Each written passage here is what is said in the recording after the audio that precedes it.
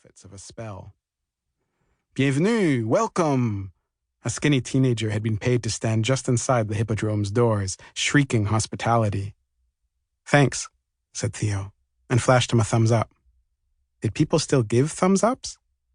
As he passed from the outside to the concourse, he registered the change of light and so the hour, late afternoon. He didn't like to leave his Friday bet so late. He had a routine. If he won, he'd go to the knock-knock that night, tell some jokes. If he lost, he wouldn't. He liked to know the outcome early, so he'd have more time to visualize his set, or to put it out of his mind. This was a tradition he had learned from his late father. Theo Sr. had considered gambling a form of existential assessment. One bet a week for exactly $10.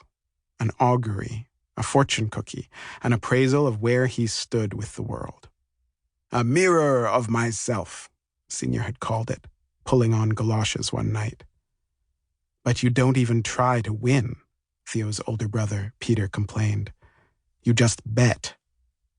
Senior regarded his two sons. A woman does not look at her reflection in order to make herself beautiful, he said. She looks to see who she is. Theo hustled past a line of digital slot machines and the drooping men who leaned against their razzmatazz. The slots players creeped him out. Were the men playing the machines or the machines the men?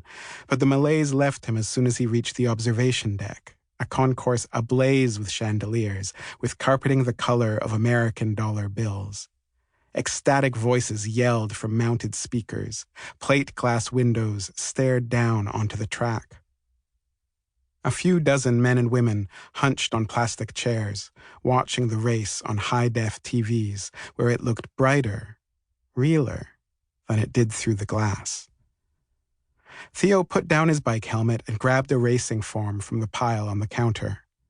He scanned it quickly, waiting for something to catch his eye. 2 races in the next 40 minutes. Nancy Pants, Ghost Pine, Intensive Purposes, Nick the Smokestack. He'd won a bet on Ghost Pine a few weeks ago. Some familiar jockeys, too. Franco Segal, P.E.D. Felice, Jamal Jones. You don't forget a name like Jamal Jones. Nothing stood out in the odds, but then again, that was the point. Not to score a coup or to outsmart the handicap, just to pick a horse and see. His eyes landed on a filly called Expiry Date, with 5-3 odds.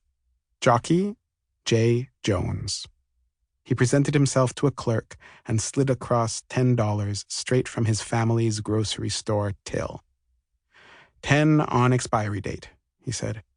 To win. Good luck, the clerk replied. She was about his mother's age and wore the same shade of wine-colored lipstick. Theo didn't think that his mother had ever been to a racetrack. He never understood whether she had accepted or merely endured her husband's visits to the dodecahedron grill, where he met a bookie missing both front teeth. But Theo had taken strength from seeing his father approach the abyss and stare into it, then walk away. To accept uncertainty, to give the universe some power over you. When his father won, returning triumphant from the restaurant's tzatziki-scented lounge, his good mood sustained him through the next week. Such an easy trick, a young Theo observed. Such an easy shortcut to feeling fortunate. Not for children, not for children, his pop used to tell him. Gambling's not a game. It is a duel with the possible. I want to duel with the possible, Theo insisted.